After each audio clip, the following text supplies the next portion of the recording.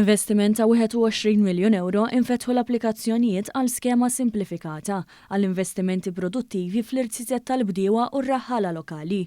Dan tħabbar f'konferenza tal-aħbarijiet mill-Ministru responsabbli mill-Agrikoltura, Anton Refalo, bilha li titnaqqas il-burokrazija għal applikanti li jridu jwettqu proġetti żgħar. Il-Ministru Refalo tkellem dwar l-isfidi li ffaċċjaw il-bdiewa fl-aħħar snin fl-isfidi internazzjonali bla preċedent u kif din l-iskema se tgħinhom aktar jibbenefikaw minn fondi Ewropej. Daqsant qegħdin nagħmlu din l-iskema għall-ewwel darba li bija b'mod simplistiku qegħdin nagħtu sa massimu ta' 15,000 euro lill-bdiewa u r-raħħala tagħna meta jagħmlu proġett żgħir li jammonta sa massimu ta' 30,000 euro.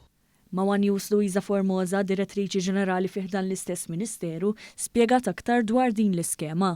Din l-għajnuna tista' tingħata sabiex tappoġġja l-investimenti produttivi fuq l-irtiset kemm dawk ta' fuq l-art kif ukoll tal-annimali li jikkonċernaw fost oħrajn akkwisti tal-aqwa tekniki, tammir u makkinarju għal produzzjoni l-ambjent u s-saħħa, investimenti relatati mal-bidja ta' preċiżjoni, investimenti li konċernaw il-ġestjoni tal-pestiċi.